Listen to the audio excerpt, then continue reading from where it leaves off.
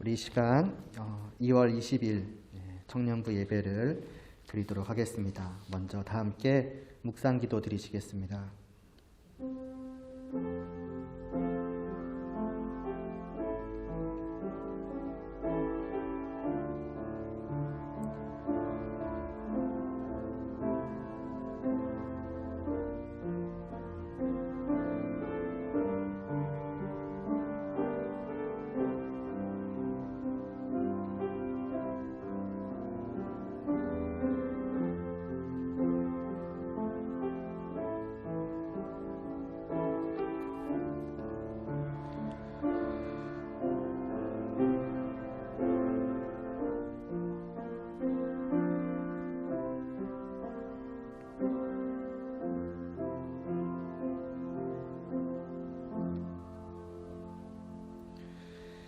찬송하리로다. 하나님 곧 우리 주 예수 그리스도의 아버지께서 그리스도 안에서 하늘에 속한 모든 신령한 복을 우리에게 주시되. 하나님 아버지, 오늘도 하나님의 은혜로 정말 하나님으로부터 그 놀라운 정말 복을 받아서 정말 누리게 된 저희들이 정말 이 시간도 하나님을 바라보며 하나님을 경배하며 또 하나님을 향하여 기도하며 또 하나님의 말씀을 듣고자 합니다. 하나님과 함께함이, 또 하나님과 교제함이, 또 하나님께 영광을 돌림이 바로 우리의 가장 큰 복이요 즐거움이요 기쁨이요 행복이오니 이 시간 이 예배를 그와 같은 마음으로 드릴 수 있게 하여 주시옵시고, 그렇게 진심으로 드려지는 저희들의 이 예배를 하나님께서 홀로 영광받아 주시옵소서. 예수님의 이름으로 기도드리옵나이다. 아멘. 먼저 임내 함께 찬양 드리시겠습니다.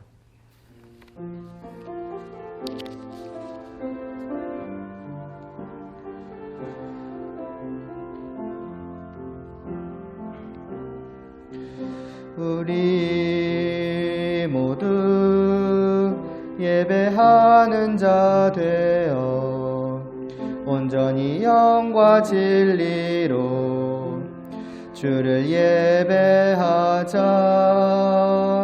주가 우리와 함께 영원히 함께 하시고 마르지 않는 샘물로 우릴 채우시리라. 한 번 더 찬양 드리겠습니다. 우리 모두 예배하는 자 되어 온전히 영과 진리로 주를 예배하자.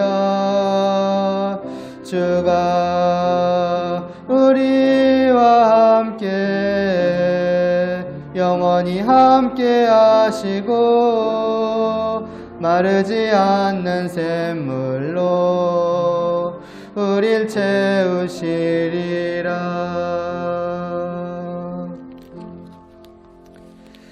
다 함께 사도신경으로 우리의 믿음을 고백하겠습니다. 전능하사 천지를 만드신 하나님 아버지를 내가 믿사오며 그 외아들 우리 주 예수 그리스도를 믿사오니 이는 성령으로 잉태하사 동정녀 마리아에게 나시고 본디오 빌라도에게 고난을 받으사 십자가에 못 박혀 죽으시고 장사한 지 사흘 만에 죽은 자 가운데서 다시 살아나시며 하늘에 오르사 전능하신 하나님 우편에 앉아 계시다가 저리로서 산자와 죽은 자를 심판하러 오시리라. 성령을 믿사오며 거룩한 공회와 성도가 서로 교통하는 것과 죄를 사하여 주시는 것과 몸이 다시 사는 것과 영원히 사는 것을 믿사옵나이다. 아멘. 먼저 보소서 주님 찬양 드리시겠습니다.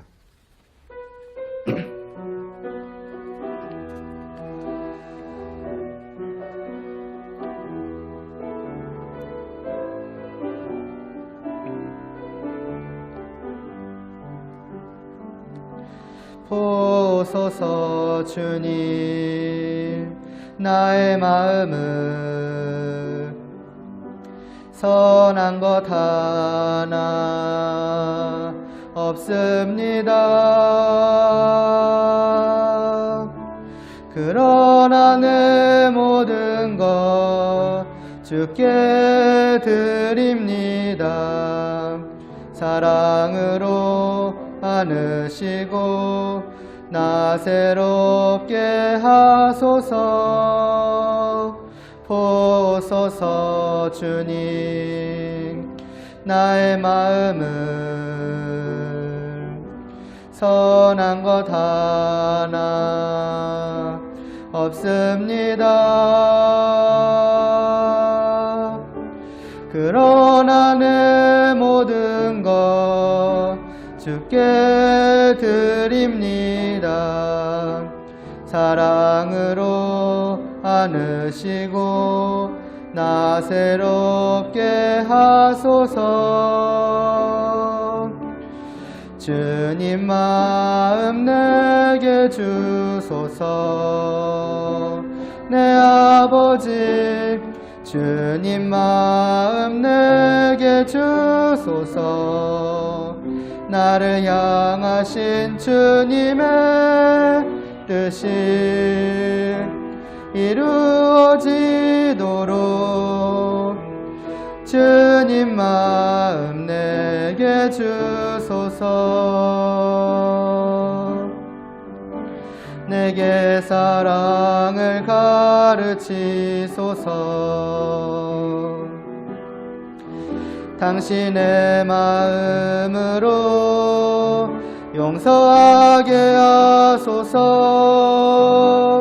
주의 성령 내게 채우사 주의 길 가게 하소서. 주님 당신 마음 주소서. 주의 성령 내게 채우사 주의 길 가게 하소서. 주님 당신 마음 주소서. 주님 마음 내게 주소서. 내 아버지 주님 마음 내게 주소서. 나를 향하신 주님의 뜻이 이루어지도록 주님 마음 내게 주소서. 이어서 찬송가 363장 제가 함께 찬양드리고 제가 기도드리겠습니다.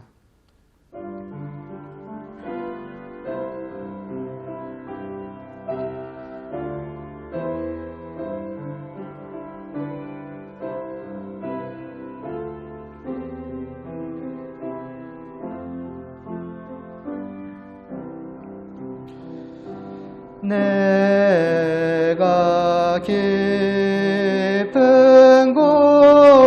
곳에서 주를 불러 아뢰니 주여 나의 간구를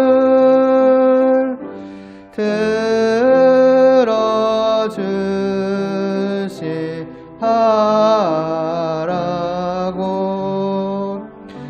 보좌 앞에 나가니 은혜 내려 주소서. 주가 죄를 살피면 누가 능히 서리요. 오직 주만 모시고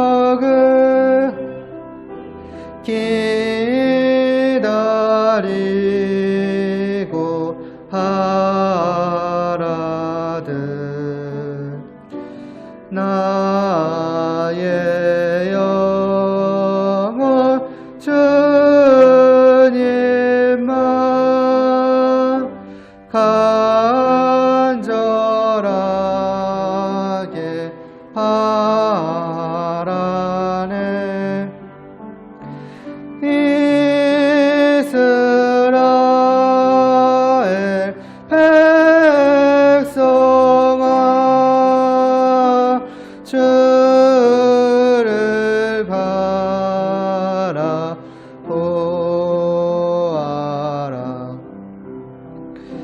주의 크신 은혜와 그의 능력 바라라. 주의 깊은 은총에 우리 구원 있으니 변함없는 주님만 믿고 기다릴지라.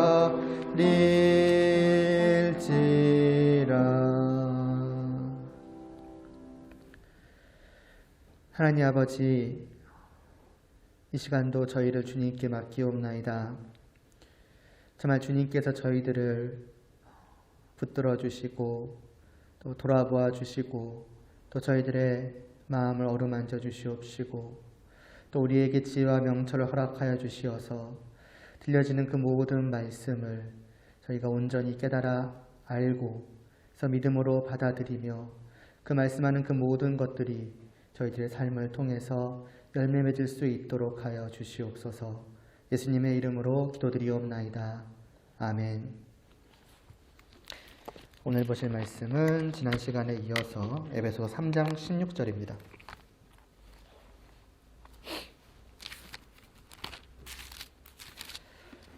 에베소서 3장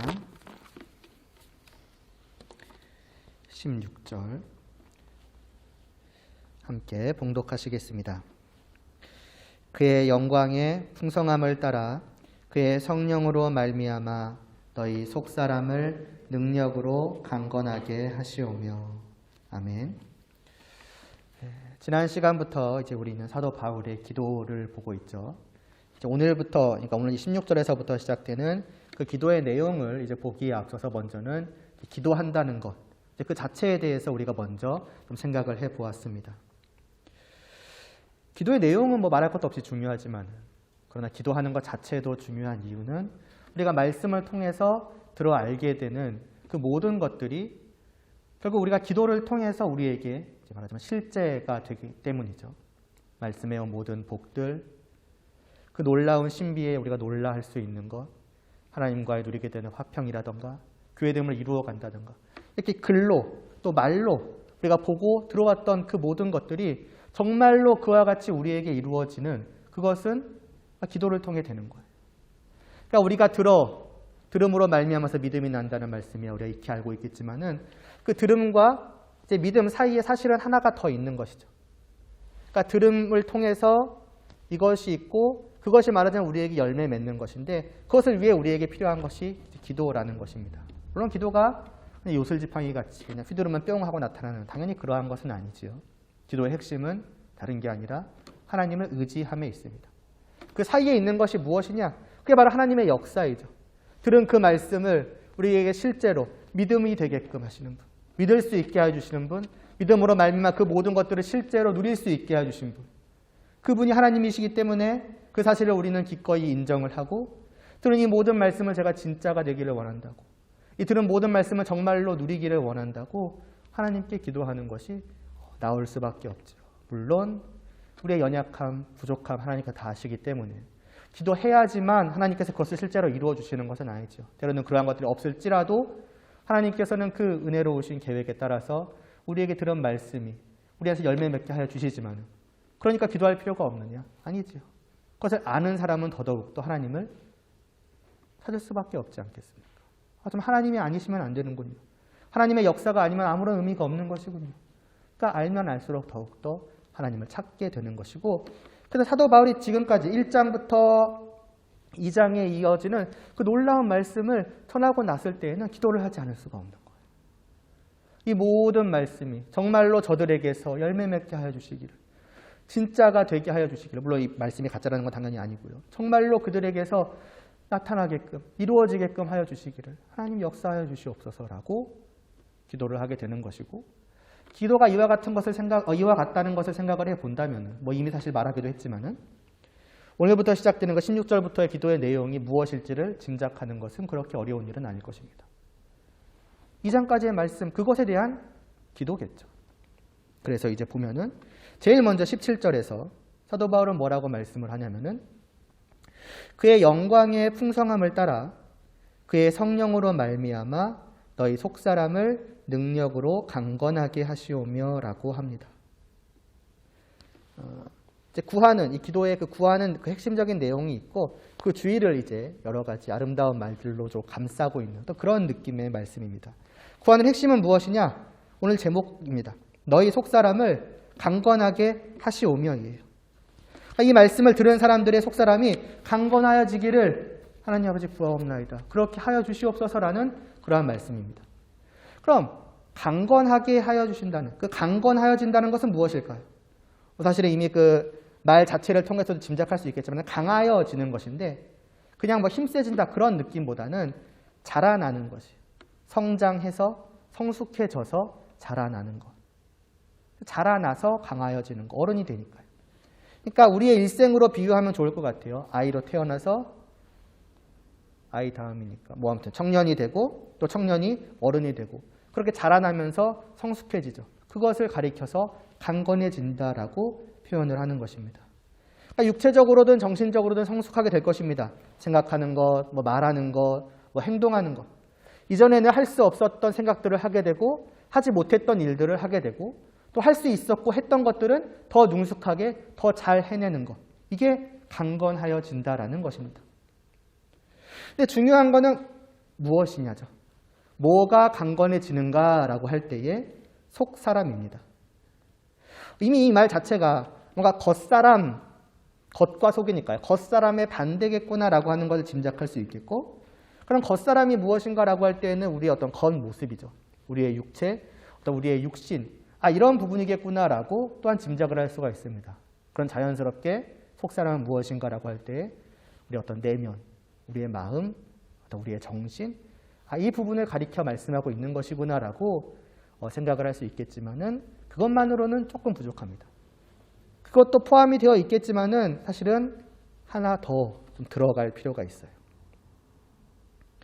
우리가 지금까지 에베소 1장에서부터 쭉 해왔던 말씀은, 그러니까 들어왔던 말씀이죠. 들어왔던 말씀을 하나로 요약하면 뭐에 대한 말씀이었다라고 할 수가 있을까요? 물론 여러 가지로 말할 수가 있겠고, 그 모든 것들이 틀리지는 않겠지만은, 그러나 저는 굳이 하나로 요약을 해본다면은 우리가 처음 봤던 그 1장 3절의 말씀에 있는 그 신령한 복에 대한 것이었다라고 말하고 싶어요. 그러니까 영적인 복에 대한 말씀이었다라고 말씀하고 싶고, 그 영적인 복에서 조금 더 초점을 두자면은 영적인, 그 신령한 그쪽에 조금 더 초점을 두고 싶습니다. 복이 어떻게 보면 제일 중요하죠. 복이 어떻게 보면 핵심이죠. 우리에게 주어진 복이 있다. 근데 그게 그냥 복이면 안 되잖아요. 그냥 세상에 있는 복과 똑같은 복이다, 아니면 어디 다른 데서 볼 수 있는 복이다, 그렇게 되면 아무런 의미가 없잖아요. 이 복을 진정으로 복되게 하여 주는 것은 그 신령하다고 하는 사실, 그것이 영적이다라고 하는 그 사실에 있다라고 생각이 됩니다. 그래서 이후로 말씀한 그 모든 내용들은 사실은 다 이 영적인 것에 대한 것이었습니다. 눈으로 볼 수 없고 들을 수 없고 만질 수 없기 때문에 우리가 그냥 세상을 살아가면서 일상생활 속에서 절대로 발견하여 알 수 있는 그러한 것이 아니기 때문에, 이러한 영적인 것, 영적인 복이 있다라고 하는 그것에 대해서, 또 그 영적인 복이라는 것이 어떠한 것인지에 대해서 말씀하여서 알려주지 않으면 알 수가 없는 거예요. 그러니까 말씀을 하시는 거죠. 그리고 무엇보다 이 영적인 복에 있어서 어떻게 보면 중요한 것이 무엇이냐라고 할 때는 우리들 자신에게 일어난 변화가 또한 영적인 것이었어요. 무엇이냐? 죽었던 우리가 다시 살아나는 것이죠. 조금 표현을 달리 해보자면은 죽은 나의 영혼이 다시 살아나게 된 거예요. 저렇게 산 영이 된 것이죠. 이전까지는 하나님을 향해서 완전히 죽어 있어서 하나님에 대해서 전혀 알지 못하고, 다시 지식이 없다 그 얘기가 아니에요. 알지 못하고, 그래서 하나님을 사랑하지 않으며 하나님의 뜻대로 하지 않고 하나님 때문에 기뻐하거나 슬퍼하거나 즐거워하거나 행복해하거나 하지 않았던 우리가 믿음으로 말미암아서 하나님께서 나에게 새 생명을 주셔서 나의 영을 다시 살려주심으로 말미암아서 이제는 하나님을 바라볼 수 있게 하셨죠. 정말로 하나님을 알게 되었고 그 하나님을 사랑하게 되었으며 그 하나님과 함께 한다는 것, 그 하나님의 뜻을 따른다는 것, 이것이 진정으로 옳은 것이며 좋은 것이구나 하는 것을 알고 또 그렇게 살아가고자 애쓰게 되었죠. 그 모든 것이 우리 안에서 일어난 영적인 변화입니다. 그리고 그 내 안에서 일어난 영적인 변화에 따라서 우리의 그 내면도, 우리의 생각, 우리의 마음, 우리의 정신도 다 영향을 받아서 변화되게 되었죠. 속사람이라고 하는 것은 이것을 가리키는 거예요. 단순히 우리가 흔히 말하는 내면보다 어떻게 보면 더 깊이 들어가서 나의 영혼에 대한 것이죠. 주님으로 말미암아 다시 태어나게 된 우리의 영혼, 또 다르게 말하자면은 하나님께서 나에게 주신 그 새 생명, 그것을 속사람이라고 하는데 사도 바울이 구하는 것은 무엇이냐? 그것이 강건하여지지 않으면 안 된다는 거예요. 결국 우리의 속사람도 무엇이냐? 처음에는 어린아이와 같다는 것이죠. 때로 어떤 사람들은 그렇게 생각할 수 있습니다. 내가 이제 믿어서 구원함을 받았으니 이제 나는 다 됐다고. 마치 그것이 나라는 사람이 완성된 것이고 그 완성이라는 의미에서 이제 다 끝난 것처럼 더 여기서 말하자면 나아갈 것, 더 어떻게 보면 성장할 것 이런 것이 없이 이제 이걸로 됐다라고 생각해버리는 사람이 있을지 모르지만은 성경은 또 사도 바울은 그것이 전혀 아니라고 합니다. 오히려 우리가 다시 태어났다라고 하는 것은, 그러니까 말하자면 주님을 믿게 되었다라고 하는 것은 나라는 사람의 시작인 거예요. 새롭게 변화된 나의 그 시작, 이제부터 살아간다 그런 의미가 아니라 이제부터 나는 자라가야 한다는 것이죠. 마지막 그 제일 첫 단계, 어린아이의 상태가 마지막 믿음의 첫 상태라고 볼 수 있는 거예요. 그래서 성숙해져야 되고 또 성숙하다는 의미에서 강하여져 가야 돼요. 그렇지 않는다면은 언제까지나 그냥 영적인 상태로 보자면 그러니까 애기와 같은 상태에 있을 수가 있다라는 것이죠. 그래서는 안 된다라고 사도 바울은 말하는 겁니다. 고린도전서 3장 1절에서 사도 바울이 이런 말을 해요. 형제들아, 내가 신령한 자들을 대함과 같이 너희에게 말할 수 없어서 육신에 속한 자, 곧 그리스도 안에서 어린아이들을 대함과 같이 하노라 합니다. 신령한 자, 영적인 자죠. 신령한 복음 말할 때. 영적인 자입니다. 영적인 사람이에요. 그런데 그 영적인 사람을 대하듯이 이 고린도 교회 성도들을 대할 수가 없대요. 그럼 무엇입니까? 이들은 불신자라는 거예요? 근데 그렇지가 않겠죠. 그랬다면 이들을 형제라고 부르지도 않았을 것이고 아예 고린도전서 1장에서 이들을 향해서 교회라고 성도라고 말을 했어요. 이들이 불신자였다면 애당초 그런 말도 하지 않았겠죠. 그럼 뭐냐는 겁니다. 그래서 그리스도 안에서 어린아이들이라고 표현하고 있는 거예요. 그렇게 보자면은 신령한 자, 영적인 자라고 한다면은 그리스도 안에서 그 영적으로 성숙한 자여가지고 마치 어른같이 생각할 수 있고 어른같이 말하고 어른같이 행동할 수 있는 영적으로 그런 사람들을 말하는 것이겠죠. 다시 말해서 주님의 뜻을 충분히 깨달아 알고 그 주님의 마음을 충분히 알며 또 그와 같은 마음이 자기에게도 있고 그러한 것들이 자기의 말이나 생각이나 행동을 통해서 나타나는 그러한 사람들이 있는 반면에 아직 그런 상태에 도달하지 못한 많은 사람들이 고린도 교회 안에 가득했다라고 하는 것입니다. 아이들인 거예요. 지식도 부족하고 이해력도 부족하고 생각하는 거, 느끼는 거, 마음 먹는 거, 행동하는 거 모든 것들이 어떻게 보면 영적인 자처럼 보이지 않는 거예요. 주님을 믿는 사람처럼 보이지가 않는 것이죠. 그래서 이들을 가리켜서 뭐라고 하냐면은 육신에 속한 자라고 합니다. 말하자면 세상에 있는 사람과 비슷하다는 거죠. 그냥 주님을 믿지 않는 세상 사람들처럼 생각하고 행동하고 말하고 그렇게 한다는 거예요. 예를 들어 어린 아이는 돈이라던가 보석은 치우죠. 돈의 가치를 모르죠. 아기는 가르쳐도 이해하지 못하고 이게 귀한 거라고 이걸로 정말 놀라운 것들을 할 수 있다고 말을 해도 알아듣지 못합니다. 아이들의 시선은 어디 쏠리냐면 눈앞에 있는 뭐 사탕이라던가 그런 것에 쏠리겠죠. 아무리 이걸 흔들고 이거 좋은 거야 라고 말을 해도 이것과 사탕을 옆에 두면 자연스럽게 아이들은 사탕을 향해 갈 거예요. 또 아이들은 깨끗한 것 이런 것도 잘 모르죠. 흔히 어른들이 지지라고 하는 것들을 그냥 자연스럽게 손이 가고 그게 그냥 입에 넣어집니다. 왜요? 아이니까. 모르고 깨닫지 못하고 부족하고 그러니까 자기가 보여지는 대로 자기가 좋게 여기는 대로 할 뿐이죠. 그것이 실제로 좋든 좋지 않든 실제로 가치가 있든 있지 않든 영적인 어린아이들도 비슷한 겁니다. 고린도 교회도 비슷했던 거예요. 세상 사람들이 싸우는 것과 같은 문제에 자기들이 몰두해가지고 그걸로 서로 싸우고 있던 거예요. 나는 누구 판에, 이 판에, 저 판에. 그런 건 세상에서 보여지는 일을 이들이 하고 있었던 것이죠. 아무리 영적인 복에 대해 말을 하고 하나님과 또 서로 간의 화평에 대해 말하고 교회에 대해 말하고 지금까지 에베소서 말씀이었던 것들이죠. 그런 것들을 말해서 이런 것들이 바로 영적인 새 생명을 받은 사람들이 누릴 영적인 복들이다. 또 이것들을 누려가야 된다. 이것을 위해서 힘써가야 된다라고 말을 해와도 여전히 그 상태가 영적으로 성숙해 있지 않은 어린아이와 같다면 이해하지 못하는 거예요. 받아들이지 못하는 것이고 깨닫지 못하는 것이고 아무리 이것이 복이라고 여기 흔들어도 그냥 저쪽으로 가는 거예요. 난 저게 더 좋다고. 흔히 그런 말들 하잖아요.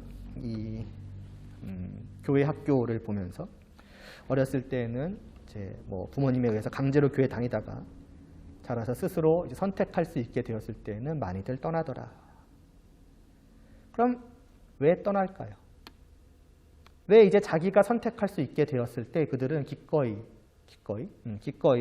교회를 떠나는 선택을 할까요? 사실 어렵게 생각할 게 아니죠. 당연한 이야기지만은 얻을 게 없어서입니다. 조금 다르게 말하자면 가치가 없어서죠. 정말 여기에 얻을 것이 있다면, 정말 교회에 정말 가치 있는 것이 있다면 그들은 그걸 찾아다닐 겁니다. 가지 말라고 해도 가겠죠. 그렇지 않겠습니까? 어디를 가든 어디를 가지 않든 어디를 향하든 저기를 향하든 사람들은 다 똑같아요. 자기가 가치 있게 여기는 것을 향하여 갑니다. 근데 교회에는 그것이 없다고 생각을 하는 것이겠죠. 그럼 과연 정말로 교회에 그러한 것이 없는가? 정말로 교회에 그와 같은 가치 있는 것이 없는가라고 말을 한다면은 적어도 우리는 그런 것이 아니라는 것을 알죠. 적어도 교회가 그렇게 말씀하고 있지 않다는 것을 우리는 알죠. 오히려 교회는 가장 가치 있는 것, 이 세상에 있는, 이 땅에 속해 있는 그 무엇과도 비교할 수 없는 가장 복된 것이 오직 여기에 있다라고 말씀하는 것이 교회라는 것을 압니다. 하늘에 속한 그 영광된 것, 그 신령한 복을 하나님께서 교회를 통해 우리에게 주신다라는 그 사실을 우리는 알죠. 그럼 왜 떠날까요? 왜 그렇지 않다라고 그들은 생각을 할까요? 첫째로는 너무나 당연하게도 이러한 사실을 이제 말씀을 전하는 목회자가 안 가르치거나 제대로 못 가르치거나 그러하기 때문이죠. 들어본 적이 없으니까. 제대로 못 들어봤으니까. 여기는 별게 없나 보다 떠나겠죠. 이거는 순전히 목회자의 책임입니다. 그런데 이제 두 번째 경우, 가르치고 전에도 모를 수가 있어요. 분명히 들었는데, 분명히 지식은 있는데 여전히 모르는 거예요. 분명히 가치 있다고 들었지만은 본인 스스로는 가치 있다고 여기지 않는 거예요. 왜일까요? 두 가지 이유죠. 하나는 믿음이 없기 때문에. 그것을 믿음으로 받아들이지 못했기 때문에. 그리고 이제 오늘 말씀과 연결해서 보자면은 믿음이 있는데 너무 어려서예요. 너무 어리기 때문에 그 가치를 깨닫지를 못하는 거예요. 그럼 어떻게 되겠습니까? 결국에는 떠나겠죠. 물론 불신자는 떠나겠지만 믿는 자가 아무리 어리다고 해도 과연 떠날까라는 생각은 할 수 있겠죠. 그러니까 최악의 경우를 생각해 보면은 여기는 아무것도 없어. 그리고 떠나겠죠. 물론 그가 신자라면 다시 돌아오겠지만요.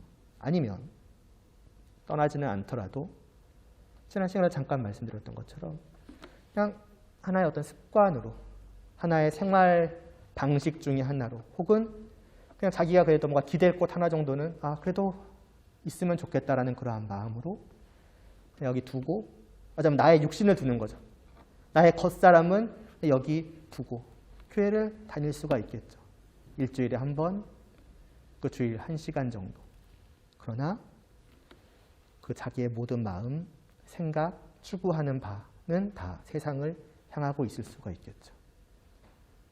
그렇지 않겠습니까? 전혀 이상한 게 아닌 거예요.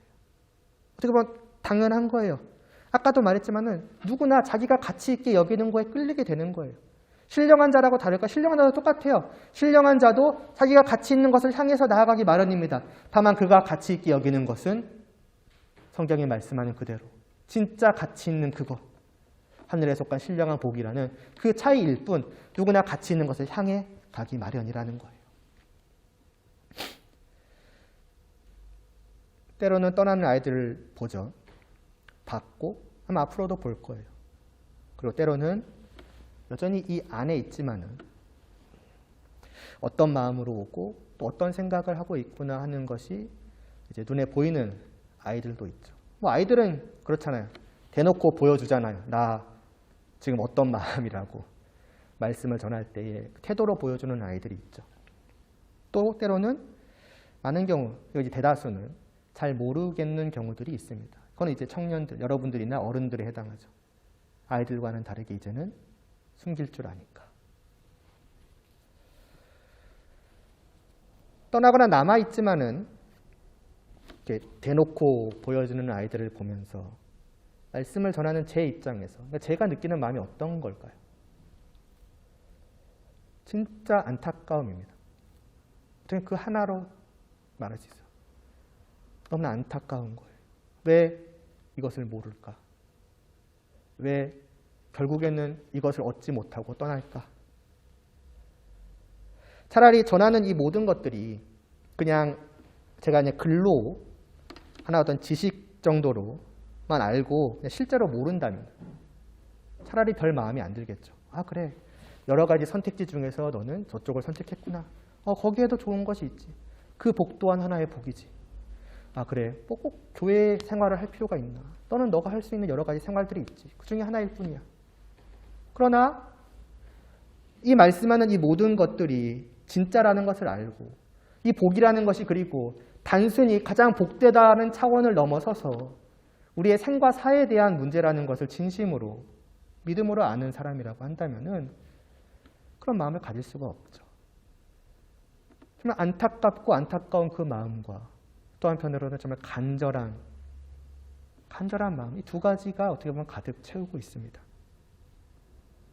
아이들을 향해서 늘 그래요. 또 여러분들을 향해서도 그렇고. 아이들은 그나마 이제 대놓고 보여지니까 생각하기가 쉽죠. 마음 가지는 것들이 명확하죠.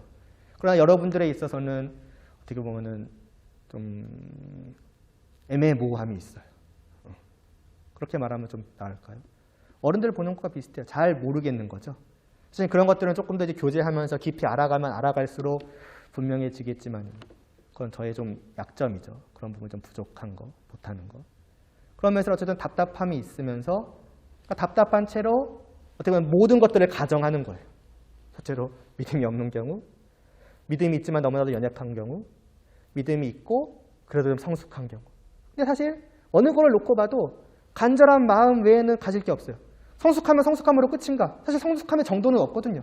우리의 그 완전한 신앙의 성숙함의 그 완전함은 마지막 날에 가야 되는 것이고 그렇게 생각하면 이 땅에서는 계속 올라갈 길밖에 없는 거예요. 그렇게 생각하면은 내 영적인 성숙도 그건 어디든 상관없이 언제나 목회자 입장에서는 간절함밖에 없습니다. 사도 바울이 그런 심정이었을 것 같아요. 다른 부분에 있어서는 제가 지금까지 몇 번 말했지만 그 사도 바울이 느끼는 그 마음을 온전히 좀 부족하게 이런 것이겠구나라고 하지만 온전히는 다 알 수 없었지만 적어도 이 부분에 있어서는 그래도 지금까지보다 훨씬 더 어떻게 보면 깊은 공감이 됩니다. 어떤 마음인지 충분히 이해가 돼요. 이런 심정으로 왜 사도 바울이 지금 이 기도를 하고 있구나라고 하는 거.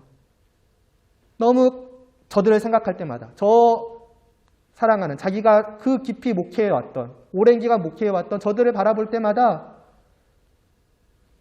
더 성숙해져야 할 텐데 단순히 그냥 애기라고 무시하고 그런 의미가 아니라 더 성숙해져가지고 더 자기가 누릴 수 있고 느낄 수 있고 그리고 살아갈 수 있는 더 복되고 아름다운 모습들이 있는데 거기까지 가야지. 더 자라가야지. 덜 자랐으면 자라가고 자랐으면 더 자라가야지. 기도가 끊일 수가 없는 것이죠. 그리고 다른 많은 기도거리가 있을지라도 무엇보다 이게 제일 될 수밖에 없죠.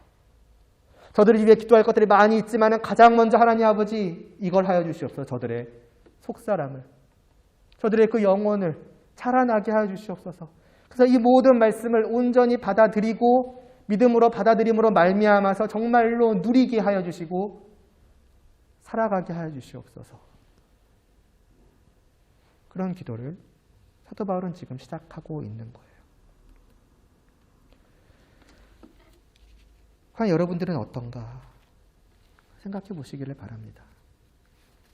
자기의 그 영적인 상태에 대한 인식은 첫째로 어떻고 또 그 나의 그 상태를 인식한 만큼 과연 내가 나를 위해서 기도를 하고 있는가?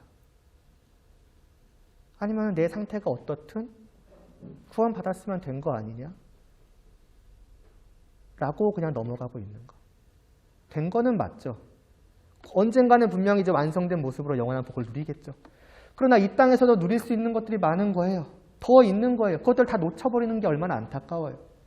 1장 시작하면서 제가 말씀드리지 않았습니까? 이 하나님에 대한 얘기들, 하나님 예수님에 대한 얘기들, 예수님이 그들을 살리셨다는 이야기들, 화평에 대한 이야기들, 과연 이들의 성도라면 몰랐을까요? 들어서 믿었으니까 알겠죠. 그럼에도 불구하고 어떻게 보면 이 사도는 성도들이 알고 있는 그 사실을 물론 좀 더 자세하게 분명하게 얘기는 하겠지만은 전하고 있는 거예요. 왜일까요?